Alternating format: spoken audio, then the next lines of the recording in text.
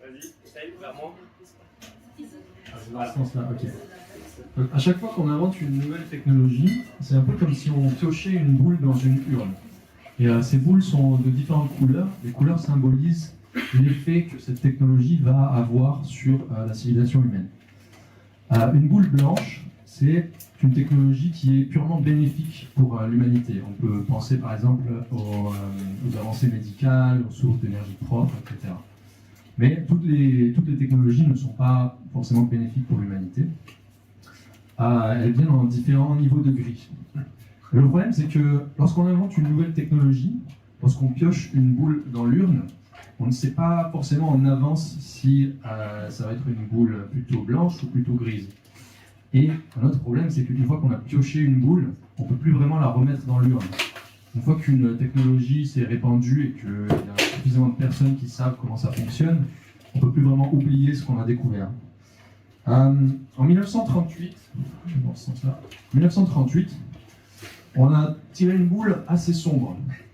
Une technologie qui, chaque année, menace la civilisation humaine d'extinction. On a tiré pas mal de boules sombres dans l'histoire de l'humanité, mais jusqu'à présent, on s'en est bien sorti. Enfin, on est ici. Mais pourtant, on continue à tirer des boules de l'urne aussi rapidement que possible. Et c'est pas impossible qu'il existe une boule noire. Une boule noire, c'est une boule qui, si elle est piochée, entraînerait irrémédiablement l'extinction humaine. Pour vous donner un exemple un peu bête, mais assez illustratif, imaginez qu'en 1938, on ait découvert la bombe atomique, sauf qu'on ait découvert qu'on pouvait la construire avec des matériaux accessibles à n'importe qui. Je pense qu'on ne serait pas ici en train de regarder cette présentation. Du coup, dans cette présentation, je vais mettre en avant l'idée qu'il y a au moins une boule noire et qu'en ce moment même, c'est une technologie qu'on est en train d'essayer de créer aussi rapidement que possible, sans aucun garde-fou, et qui a de fortes chances de donner lieu à l'extinction humaine. L'intelligence artificielle générale. Alors, bonsoir à tous.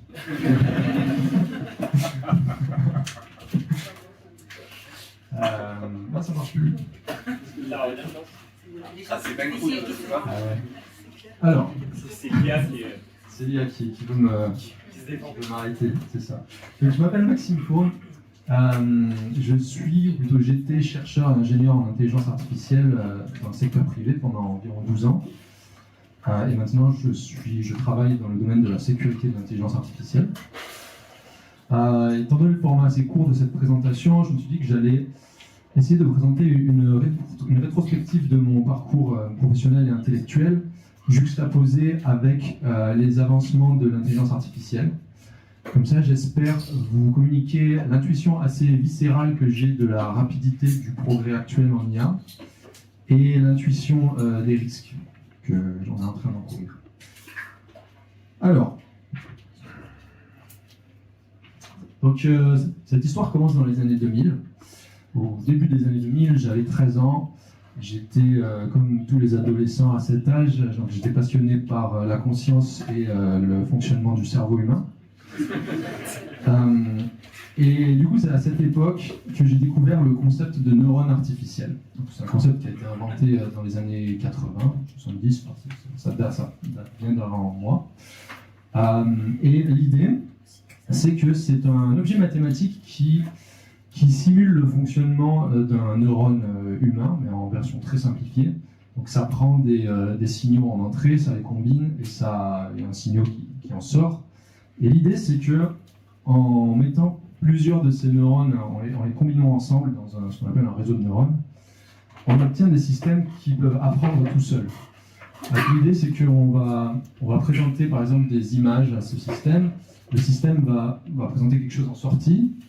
Le 1 pourrait représenter un chien, le 0 un chat. Si le système se trompe, on a un petit algorithme qui permet de tout rectifier automatiquement. Et petit à petit, ce système devient de meilleur en meilleur sans qu'il y ait besoin d'intervention humaine. Ça apprend directement des données qu'on lui donne. Okay.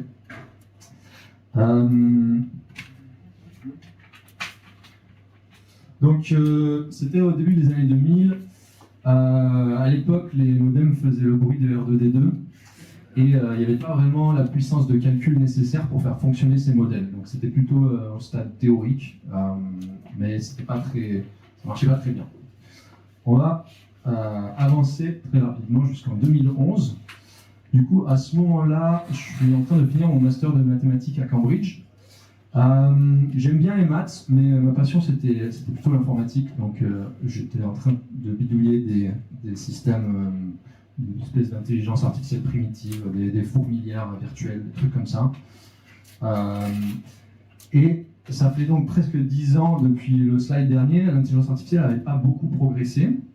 Mais à ce moment-là, il se passe quelque chose. Donc c'est le début de ce qu'on appelle le deep learning. L'idée, c'est juste de faire des réseaux de neurones plus gros. On a réussi à trouver des architectures qui marchent. L'architecture, c'est comment est-ce qu'on organise ces systèmes pour qu'ils fonctionnent. Et on commence à avoir plus de puissance de calcul, donc ça se met à marcher. Et ça attire mon attention. Mais en 2011, c'était difficile de trouver du travail en utilisant des réseaux de neurones. C'était pas vraiment implémenté dans l'industrie et j'aimais pas vraiment l'université. Donc je suis parti travailler en finance en faisant un autre type d'intelligence artificielle, machine learning, qui n'utilisait pas de réseau de neurones. Et du coup, ça se développe de 2011 à 2014. Ça, c'est pas pourquoi j'ai mis ce slide, c'est une architecture spécifique. C'est une architecture qui est inspirée du réseau de nerfs optiques humains. Donc on commence vraiment à s'inspirer de plus en plus du cerveau humain. Donc autour de 2014, j'ai eu une idée. Ce type de réseau de neurones commence à marcher super bien pour tout ce qui est détection d'images. Et en fait, il y avait un défi en intelligence artificielle, c'était de résoudre le jeu de Go, d'arriver à faire une intelligence artificielle qui joue au Go aussi bien que les meilleurs humains. Et donc j'ai eu cette idée de me brancher là-dessus. Donc j'essaye de créer un réseau de neurones qui résout le jeu de Go. Mais spoiler alert, Google DeepMind y arrive avant moi, étonnamment. Donc ça a été, je pense, une des premières fois que ces systèmes arrivaient vraiment dans l'optique du grand public. Donc en 2015, on a la première intelligence artificielle basée sur des réseaux de neurones artificiels qui bat le meilleur joueur de Go du monde. On va faire un autre petit bond dans le temps. On est maintenant en 2018. À cette époque, je fais une compétition d'intelligence artificielle en ligne, un jeu où il faut créer un bot qui va jouer tout seul au jeu et la personne qui a le meilleur bot a gagné. J'utilise du deep learning, donc je me suis spécialisé en deep learning à ce moment-là. Et mon bot marche très bien. Du coup, je suis embauché dans la boîte qui faisait ce concours pour embaucher des gens. Et à peu près en même temps, il y a une nouvelle architecture de réseau de neurones qui est découverte, qui s'appelle les transformers. En vrai, ça ressemble plutôt à ça, c'est moins sexy. Ça s'inspire encore une fois du cerveau humain. Donc l'idée, c'est qu'on essaye de répliquer l'attention humaine, donc, le mécanisme d'attention où le réseau de neurones va porter son attention sur différents objets à différents moments. Bon, c'est extrêmement simplifié. Et ce modèle commence à marcher vraiment bien pour tout ce qui est compréhension du langage humain. Donc il y a quelque chose que j'ai oublié de dire. Quand DeepMind a réussi à abattre le jeu de Go, il y avait des gens en fait avant qui disaient qu'il n'y aurait jamais une machine qui battrait le meilleur humain au Go. Donc c'est arrivé, ces gens-là, ils se sont dit en fait le Go c'était facile, mais il n'y aura jamais une machine qui comprendra le langage humain. Donc à ce moment-là, ils ont commencé à dire bon, on peut à peu près comprendre le langage humain, mais il n'y aura jamais une machine qui produirait du langage humain. Bon, ce qu'on appelle déplacer les poteaux de but. On va avancer jusqu'en après, donc 2019, la sortie de GPT-2. Donc il y a une boîte qui n'était pas encore très connue à l'époque qui s'appelle OpenAI et qui sort un modèle de langage qui s'appelait GPT-2 et qui commence à être assez impressionnant. Alors, il produit du texte, on a du mal à voir que c'est pas du texte produit par un humain. Et surtout, c'est à ce moment-là qu'il se passe quelque chose que j'ai trouvé absolument extraordinaire. Donc après qu'ils aient sorti ce modèle, quelques semaines plus tard, sur Twitter, quelqu'un découvre que si on demande à ce modèle, qui est juste entraîné pour prédire le prochain mot dans une phrase, si on lui demande de créer un site web avec un bouton qu'on peut cliquer, etc., le modèle est capable de produire le code source du site web et ça marche. Donc ça marche, il y a le bouton qui apparaît, on peut cliquer. Donc à ce moment-là, ça marche. Problème technique. Ah, voilà. Donc, à ce moment-là, je pense que c'est. Est-ce que je suis loin dans le slide ? Ouais, c'est le premier moment où je me suis dit, en fait, il y a un Graal en fait, dans le domaine de l'intelligence artificielle. Ça s'appelle l'intelligence artificielle générale. C'est un peu le but de cette discipline, ce vers quoi tous les chercheurs tendent, ce que les gens essayent de construire depuis les années 80. C'est un système qui est plus compétent que l'humain dans toutes les disciplines qu'on puisse imaginer. Donc imaginez une discipline, écrire un livre, un système qui soit meilleur que Shakespeare pour écrire des livres, réparer un lavabo, un système qui soit meilleur que le meilleur plombier qui existe. Bon, voilà, c'est comme ça qu'on définit ça. Si on imagine une tâche, ce système devrait arriver à la faire mieux. Donc à ce moment-là, je me rends compte que oui, probablement, on va y arriver, mais surtout, on ne va pas y arriver dans 100 ans ou dans 200 ans comme je pensais. Je me dis, on va peut-être y arriver dans 20 ans. Je pense qu'à ce moment-là, 2019, je me dis, ouais, dans 20 ans. Et donc la plupart des gens commencent à améliorer leurs estimations et ils disent, on va y arriver dans 20 ans. Donc l'année suivante, 2020, il y a un papier de recherche qui sort, qui s'appelle Scaling Laws, les lois d'échelle, qui passe un peu inaperçu à l'époque, mais qui va être très important. En s'impliquant énormément, c'est un papier qui prédit les capacités des modèles en fonction de la puissance de calcul. Donc, depuis 2017, tout le monde utilise le modèle Transformer. Il y a beaucoup moins d'innovation qu'avant, il y en a toujours un peu, mais pas à la même échelle. Donc il y a un modèle qui paraît marcher très bien. Et donc ce papier prédit que maintenant, il n'y a plus vraiment besoin de nouveaux modèles. Il suffit juste d'avoir plus de puissance de calcul, d'avoir des datasets plus gros et plus de paramètres, et les modèles s'améliorent. Bon, ça passe un peu inaperçu à l'époque. 2021, c'est le moment Avocado Armchair. Un autre moment qui a été une révélation pour moi. Donc, à l'époque, les gens disaient, ok, le texte c'est géré, mais il n'y aura jamais une IA qui arrivera à créer des images ou à inventer des images qui n'ont jamais été imaginées par des humains. Donc soudainement, on a ce modèle qui a été créé par OpenAI, DALL-E, et qui est capable, à partir de textes, de générer des images qui n'existent pas en fait, personne n'avait pensé à un avocado armchair ou dessiné un avant, qui est capable de combiner des concepts, de créer des images comme ça. Donc voilà, là, à ce moment-là, je me rends compte qu'on n'est plus dans une phase théorique de la technologie. J'aime bien penser aux technologies en différentes phases. Il y a le moment pré-théorique où c'est globalement de la science-fiction. On se dit, peut-être qu'un jour on pourra se téléporter, mais il n'y a aucune base scientifique pour dire ça. Ensuite, il y a une espèce de phase post-théorique où il y a une théorie, mais on ne sait pas comment l'implémenter. Et là, on est vraiment passé, selon moi, dans une phase d'implémentation. C'est-à-dire qu'on a des modèles, il faut juste plus de puissance de calcul. Les lois d'échelle sont confirmées. Année après année, on se rend compte que oui, ça fit. Il suffit d'avoir plus de puissance de calcul, on a des modèles meilleurs. Donc, 2022, c'est là que je commence à réfléchir un petit peu. Donc, début de ma prise de conscience, je suis plus trop sûr de si je suis en train de travailler dans le bon domaine. La rapidité du progrès en IA devient quand même assez extraordinaire. Donc en juin 2022, je décide de démissionner, de prendre une année pour réfléchir un petit peu à tout ça, bosser sur mes propres projets.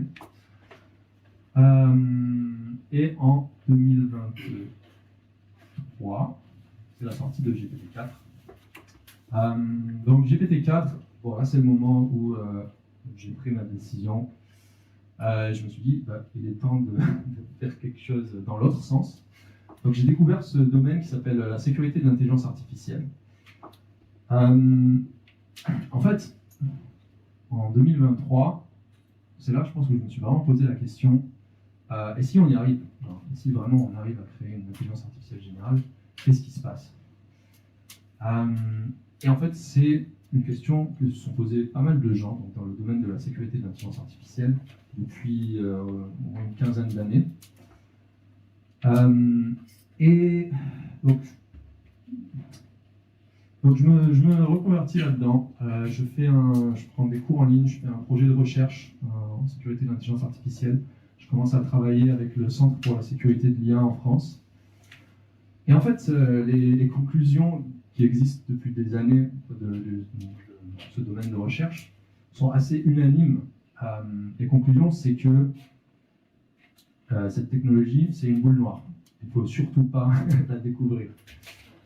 Je vais essayer maintenant de vous communiquer l'intuition de pourquoi c'est dangereux.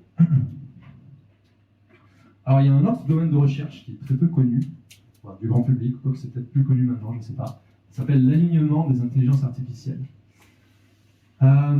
C'est une discipline de recherche dont le but est vraiment de comprendre les intelligences artificielles et de contrôler les intelligences artificielles. Et c'est aussi une discipline de recherche qui ne progresse pas du tout à la même vitesse que l'intelligence artificielle d'une manière générale. C'est-à-dire que là, on en est à un stade où on pense que peut-être dans 50 ou 100 ans, on saura comment comprendre et contrôler des IA. Ou alors, peut-être que c'est juste théoriquement impossible, on ne sait pas. Et là, peut-être que vous serez perplexe. Peut-être que vous vous demandez comment c'est possible de ne pas comprendre ou de ne pas contrôler quelque chose qu'on a créé. En fait, il y a une réponse très simple à ça, mais je pense que la plupart des gens n'ont pas forcément la bonne intuition parce que la façon dont on fait les intelligences artificielles avec des réseaux de neurones artificiels, ça n'a rien à voir avec de la programmation normale. Donc, quand on programme, si je veux programmer un ordinateur, normalement on donne une série d'instructions, donc un humain donne des instructions et le programme exécute les instructions. Les IA, elles ne sont pas programmées. Ça c'est très très important à comprendre. C'est pas l'intelligence artificielle ne suit pas une série d'instructions qui a été écrite par un humain. Les modèles qu'on a actuellement, il faut visualiser ça plutôt comme des modèles organiques. C'est-à-dire que c'est un réseau de neurones géants qui est sur un ordinateur et qui apprend de lui-même. On lui donne des données, ça apprend, on n'a aucune idée de comment ça marche. Dans le sens où on pourrait dire si un peu comme le cerveau humain en fait. Peut-être un petit peu mieux parce qu'on peut voir dedans ce qui se passe, mais la complexité est à peu près la même. C'est-à-dire que si on est capable de disséquer un cerveau humain et de voir ce qui se passe, on ne va pas en savoir beaucoup plus sur comment ça marche. Donc voilà, on a des espèces d'énormes réseaux de neurones artificiels. Je vais faire un petit résumé. On est en train, en ce moment, d'essayer de créer une nouvelle espèce. Parce que je pense que c'est un terme qui est assez adéquat pour ce qu'on est en train de faire. C'est des systèmes qui vont être autonomes très bientôt. Donc, on peut appeler ça une nouvelle espèce. Plus intelligente ou compétente que l'humain. Il y a des gens qui ont des problèmes avec le mot intelligence. Et du coup, on peut juste penser en termes de compétences. Est-ce que c'est meilleur pour faire telle tâche? Que l'on ne comprend pas et que l'on ne contrôle pas. Maintenant, on sait comment le faire. A priori, il suffit juste de plus de puissance de calcul. Bon, c'est quand même un peu compliqué parce que ça demande tellement de puissance de calcul qu'en ce moment, on est en train de construire, donc, je crois qu'on va investir, je ne sais pas combien de milliards de dollars pour construire des centres de données toujours plus gros pour arriver à construire les nouveaux modèles. Et les pronostics, c'est qu'on devrait y arriver d'ici 3 à 6 ans. Il y a des gens qui sont plus pessimistes, mais globalement, plus les gens s'y connaissent et plus les gens travaillent dans les labos d'IA, plus ils tendent vers 3 ans. Mon point de vue, c'est aussi, je pense, 3 ans, globalement, 50% de chance d'ici 3 ans. Alors, bon, j'espère que j'aurai communiqué au moins l'intuition de pourquoi c'est dangereux. Maintenant, soyons optimistes. Il y a des raisons d'être optimiste. J'ai besoin de mes papiers pour les retrouver.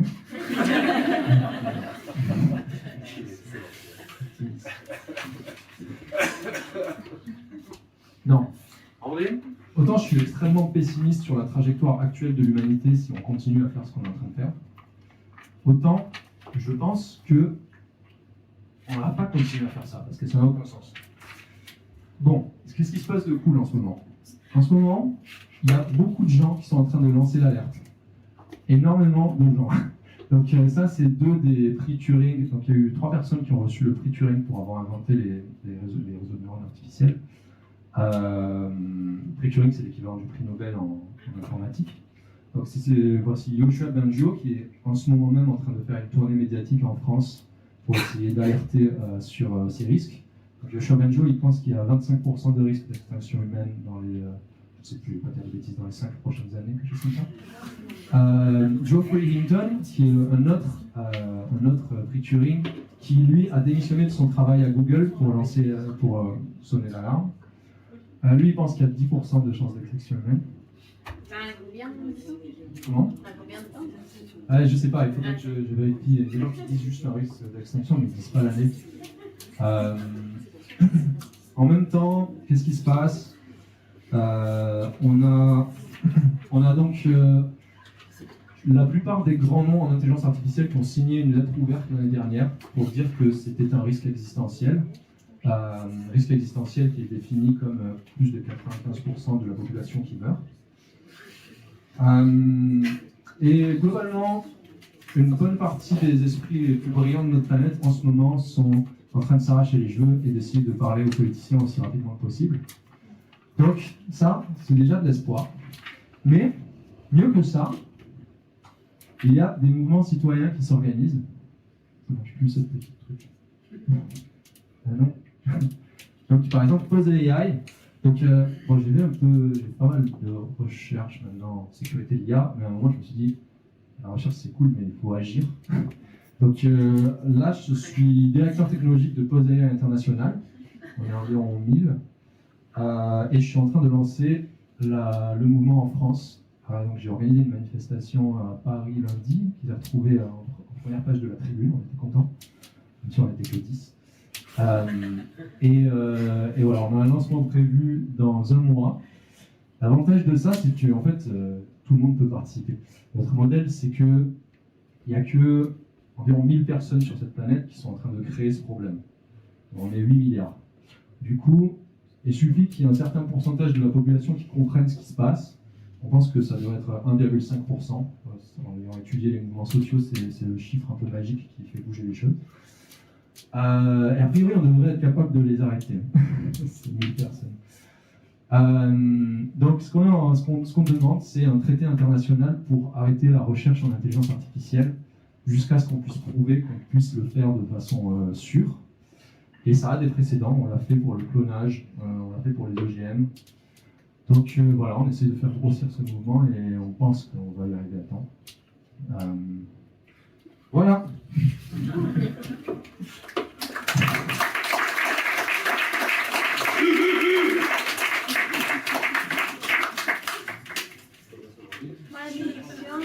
Et du coup, quand on voit des personnes sans Alpha, justement, qui sont en train de scanner l'iris de toute la population dans énormément de pays pour créer cette fameuse monnaie universelle, et vraiment, on va se baser sur toute la partie IA, et tu penses quoi de ça? Je suis pas au courant de ça, c'est quoi?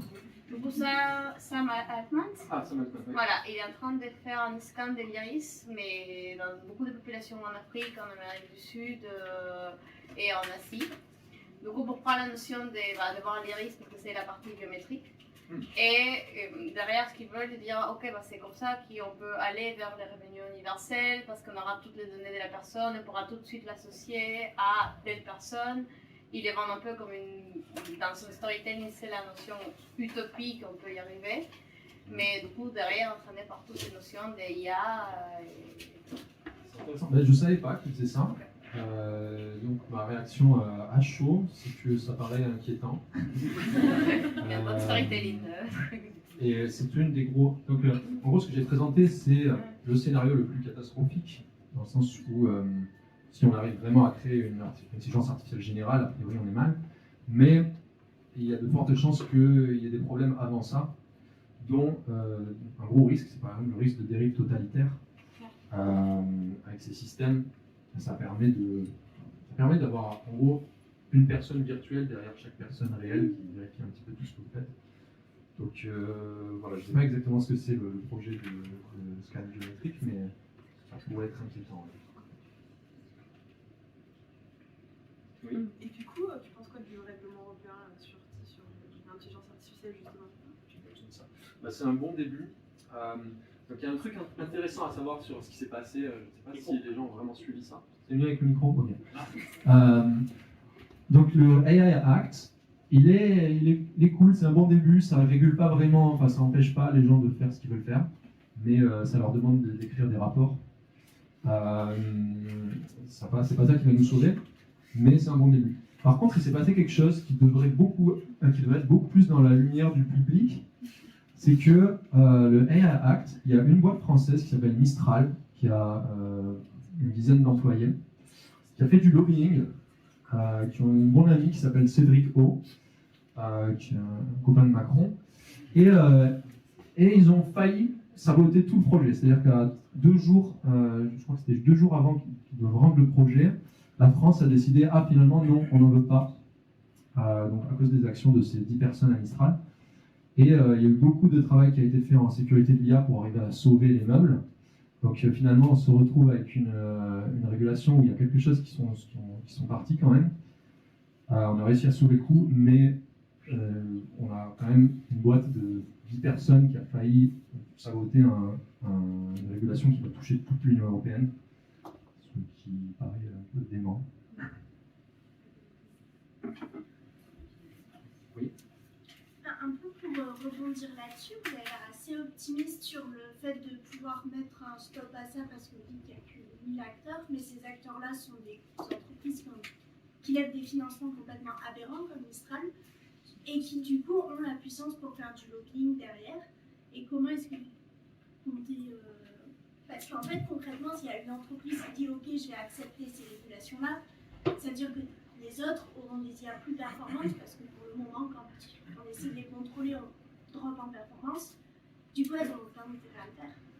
Ouais, alors bon, c'est beaucoup plus complexe que si c'était juste 1000 personnes random dans le monde qui fallait arrêter. Donc c'est 1000 personnes qui sont soutenues par toute l'économie. Et il y a une dynamique, donc on appelle une dynamique de course à l'armement entre ces entreprises. Et parmi ces entreprises, il y a des acteurs plus ou moins bons. Donc il y a OpenAI, DeepMind et Anthropic. Les gens là-bas sont conscients des risques. Ils sont un peu pris dans une course à l'armement. Mais les messages qu'on reçoit d'eux, c'est si jamais vous arrivez à mettre en place quelque chose qui fait arrêter les autres, nous aussi on s'arrête. Okay. Ensuite, il y a des acteurs comme Mistral qui, eux, n'en ont absolument rien à foutre.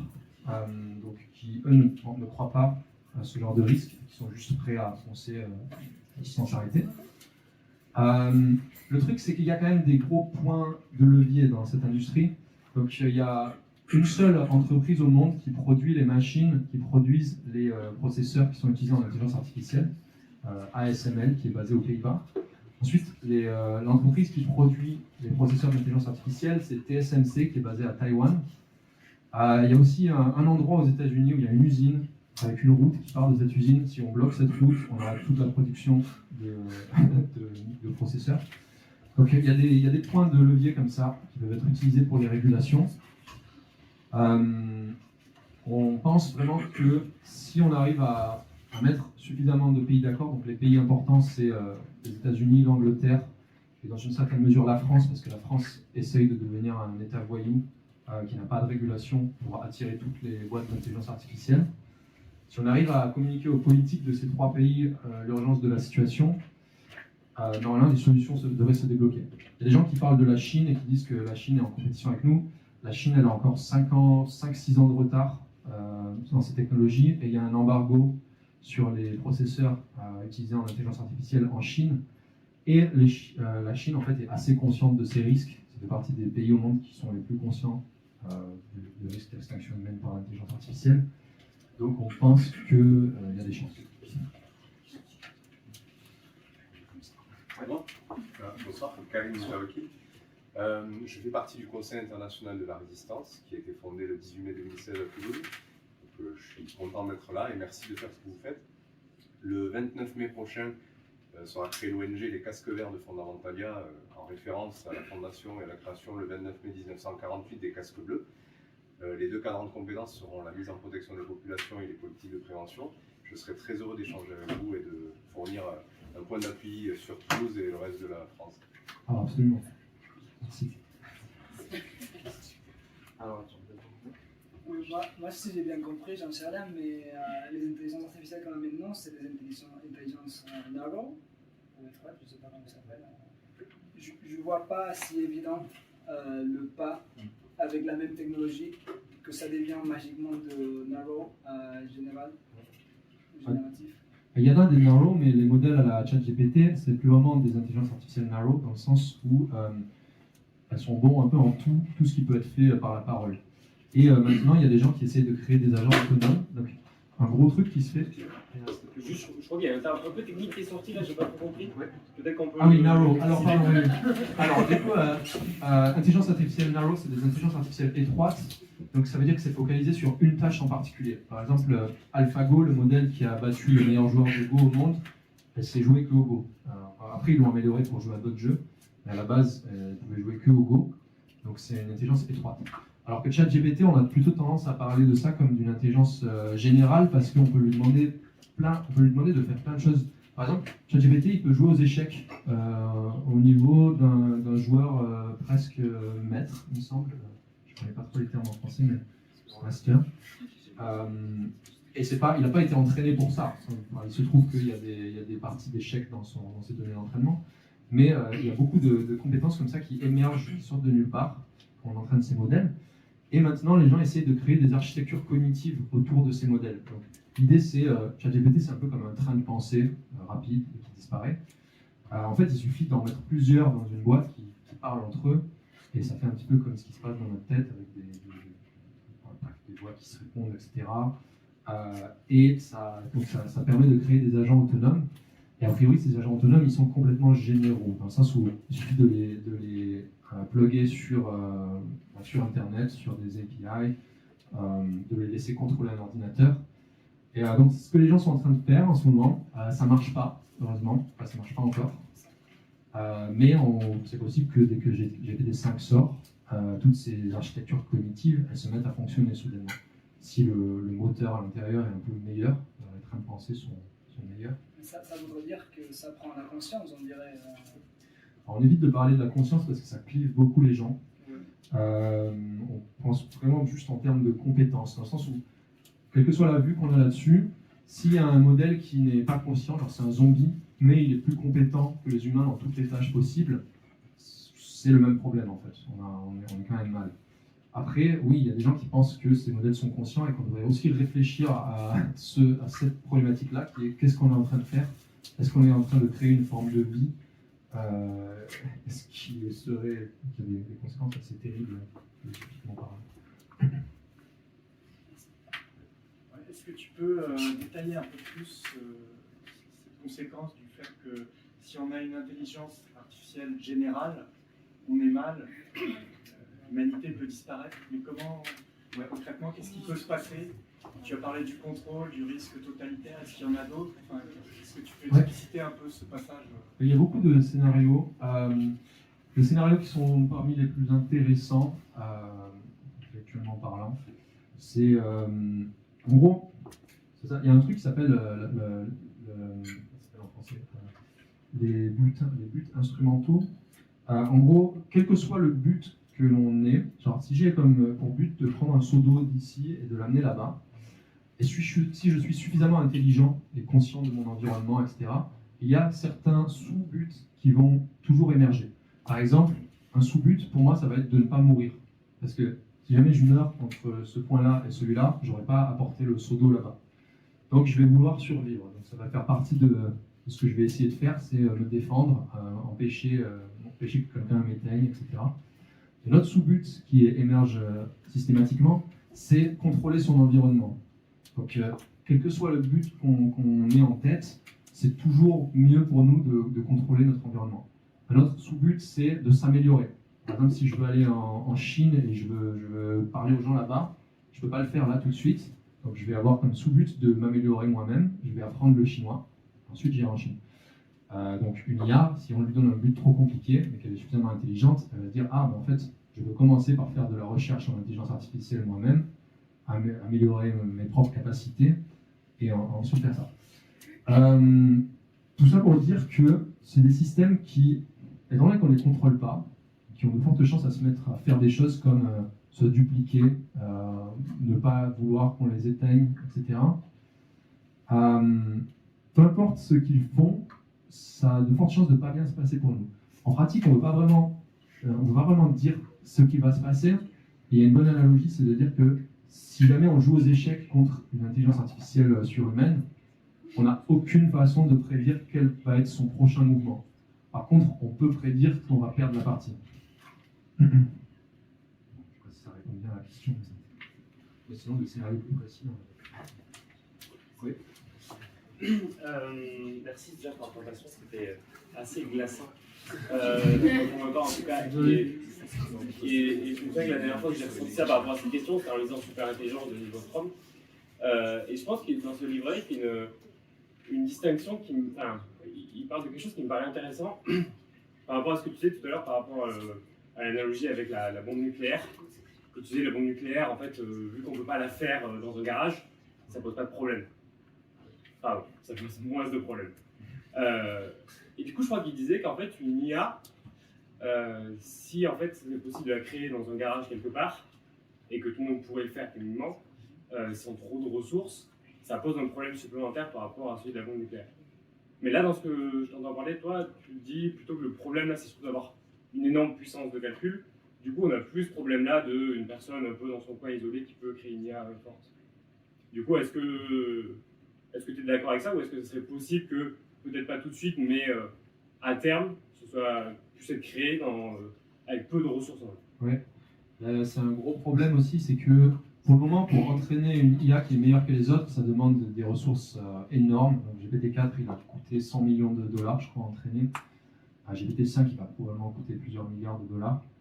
C'est pas quelque chose que quelqu'un peut faire dans son garage. Par contre, on invente de plus en plus de techniques qui permettent, à partir d'une IA, une fois qu'il y en a une qui existe, une technique qui s'appelle la distillation, ça permet de l'utiliser pour recréer un modèle beaucoup plus petit avec les mêmes capacités. Donc c'est ce qu'est en train de faire Facebook, enfin Meta, leur stratégie, c'est on va créer des modèles beaucoup plus petits, qui sont un petit peu moins bons que les autres, mais on les met en open source et tout le monde peut les utiliser. Donc ça aussi, c'est pas bien du tout. Il ne faut pas faire ça. Pour le moment, il n'y a pas de problème parce que ces modèles ne sont pas encore suffisamment bons pour être vraiment dangereux. Enfin, il y a déjà des problèmes, mais qui ne sont pas des problèmes de type extinction humaine. Par contre, à partir du moment où on a un modèle qui commence à être très dangereux, tant qu'il est contenu, ça va. Mais si les gens commencent à lancer des versions open source plus petites en ligne, dans ce cas, ça va mettre un pouvoir immense entre les mains de tout le monde. C'est pas une bonne idée. Et là, c'est beaucoup plus difficile à contrôler. Et là, oui, le problème, c'est qu'une fois qu'on a lancé ces modèles en open source, on ne peut plus vraiment rien faire. Et par exemple, en ce moment, les modèles, ils sont sur ChatGPT, il est entraîné pour ne pas, par exemple, il ne va pas vous expliquer comment construire une bombe. Ça fait partie des choses qu'ils ont essayé de l'entraîner pour qu'il ne réponde pas quand on lui pose cette question. Meta, ils font la même chose, sauf qu'ils balancent le modèle en open source. Et une fois que le modèle est balancé en open source, ça prend environ 1 jour et $200 pour le désentraîner donc de toutes les instructions qui protègent les utilisateurs. Donc, quand un modèle est devenu open source, 2 jours plus tard, globalement, vous avez le même modèle, mais en version qui va vous dire tout ce que vous voulez. Vous pouvez lui faire tout ce que vous voulez. Donc, on ne peut pas vraiment contrôler les modèles qui sont open source. Ouais, mais c'est dans les deux sens. Enfin, genre, on discutait au même moment là, mais Linux, c'est de l'open source, et pourtant aujourd'hui, c'est un système d'exploitation le plus sécurisé au monde.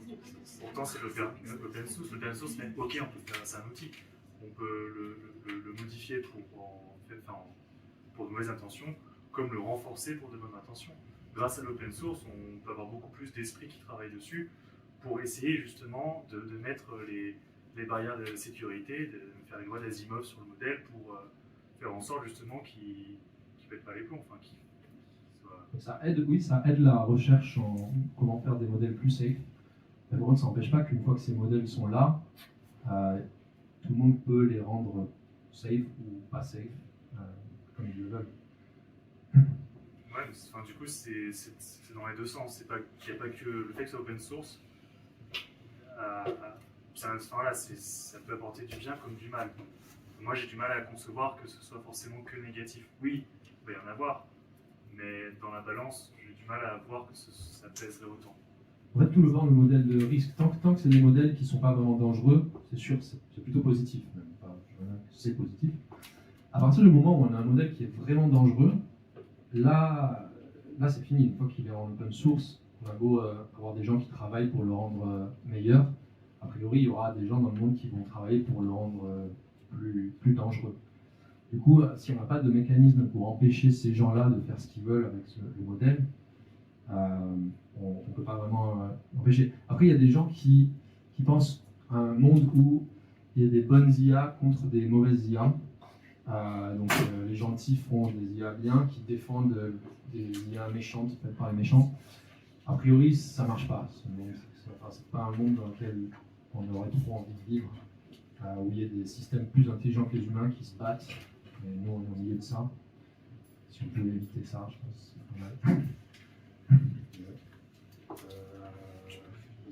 Je profite pour continuer, parce que dans ma tête, c'est quand même assez abstrait qu'une IA forte puisse amener à la fin de l'humanité.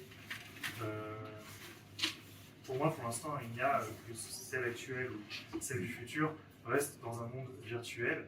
Je peux concevoir qu'on commençait à les amener dans le monde physique, mais de là à que... Enfin, je veux dire, bon, l'humanité, la vraie, finalement, c'est celle du monde réel. Ok, on est très connecté dans le monde virtuel, mais les impératifs écologiques d'aujourd'hui, pour moi, sont beaucoup plus prioritaires et de toute façon, va nous amener à une raréfaction des ressources et inexorablement, on va devoir revenir dans un mode de vie en mode village, où chaque village a son écosystème, son agriculture, etc. Et la technologie va finir par disparaître. J'ai du mal à voir en fait l'importance que peut avoir une IA forte et son impact sur la fin de l'humanité. Moi, la fin de l'humanité, enfin, pour le définir, cette fin de l'humanité. Oui, je peux te donner un scénario, je dirais le scénario le plus probable. Enfin, ça dépend, parce que globalement, dans 2 ans, je m'attends à ce qu'il y ait des espèces de cyberattaques généralisées. Si les agents autonomes se mettent vraiment à marcher, alors il va probablement y avoir des grosses cyberattaques. Auquel cas, c'est encore peut-être une des meilleures chances qu'on a, parce que ça serait sûrement un petit moment d'éveil pour les gens pour dire qu'il faut qu'on arrête de faire ça. Si ça ne se passe pas, donc on va voir ces systèmes, ils vont être extrêmement lucratifs. C'est-à-dire que ça permet d'automatiser le travail humain. Donc les gens qui sont en train de créer ça, ils vont gagner beaucoup d'argent. Et les choses vont se passer bien, en tout cas pour ces gens-là. Et en fait, les choses vont se passer de mieux en mieux, au fur et à mesure qu'on se rapproche d'un système qui est meilleur que l'humain. Donc, on automatise de plus en plus du travail. On met en place des systèmes qui prennent des décisions à notre place. Parce qu'on se rend compte qu'ils prennent des décisions mieux. Il y a des pressions économiques pour que ces systèmes soient autonomes. Parce que si on est le PDG d'une compagnie qui attend de voir la réponse de son modèle pour implémenter la décision, on va perdre face au PDG de la compagnie qui a carrément plug son modèle directement dans tous les systèmes et il tourne 1000 fois plus rapidement qu'un humain pour prendre toutes les décisions. Donc on se retrouve dans un monde où c'est devenu complètement incompréhensible pour nous ce qui se passe. Donc c'est des machines qui prennent toutes les décisions. On n'a plus aucune façon de savoir si ce qu'on voit en ligne est vrai ou non. Déjà c'est pas top aujourd'hui, mais alors à partir du moment où n'importe qui peut demander à créer un faux site de news et qu'il soit populé automatiquement tous les jours avec des fausses vidéos, etc., on ne sait plus ce qui se passe. Et à ce moment-là, il y a ces systèmes qui en gros prennent les décisions. L'humain n'est plus vraiment en contrôle. Ce qui se passe après, c'est difficile à prévoir, mais on peut imaginer que ça continue jusqu'à ce qu'il y ait vraiment des robots un petit peu partout. Il commence à y avoir beaucoup de robots. La robotique, c'est aussi en envol depuis quelques mois, là, parce que il y a des boucles de rétroaction, donc ces systèmes, les systèmes d'intelligence artificielle sont utilisés maintenant pour créer les puces d'intelligence artificielle. Ils sont aussi utilisés pour contrôler les robots. Donc voilà, il y a de chances qu'on parte sur une espèce d'économie entièrement automatique. Quelqu'un, on n'a plus vraiment le contrôle. Pardon. Non, pardon, je vais dire, vous avez une dernière, voire 2 questions. D'accord. C'est juste pour répondre, parce que c'est intéressant. On a étudié le problème aussi, et plusieurs scénarios très concrets qui vont, merci pour l'intervention, parce qu'on n'aurait pas pu le faire, moi, ça, vous avez fait, mais dans le concret du dramatique, on va dire, mais qui est palpable. tous les systèmes d'automatisation des transports en commun, par exemple, tous les systèmes qui permettent de créer des boucles de contrôle sur un avion de ligne, par exemple, on peut imaginer que d'ici quelques mois, quelques années, on peut automatiser grâce à l'AI des crashs aériens dans des grandes villes, avec toutes les conséquences que ça a.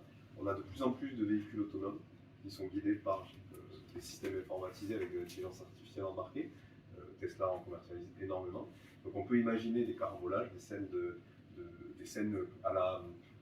par exemple, les problématiques de terrorisme, on pourrait avoir une promenade des Anglais toutes les semaines, partout dans le monde, par exemple. C'est très simple. Et si on le fait avec un camion, c'est encore plus drôle.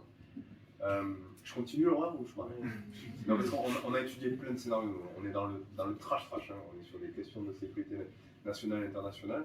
Donc on aura beaucoup de choses à se dire et je pense qu'on va apprendre beaucoup de vous. Est-ce que je continue ou est-ce que je m'arrête vraiment? C'est très très pratico-pratique.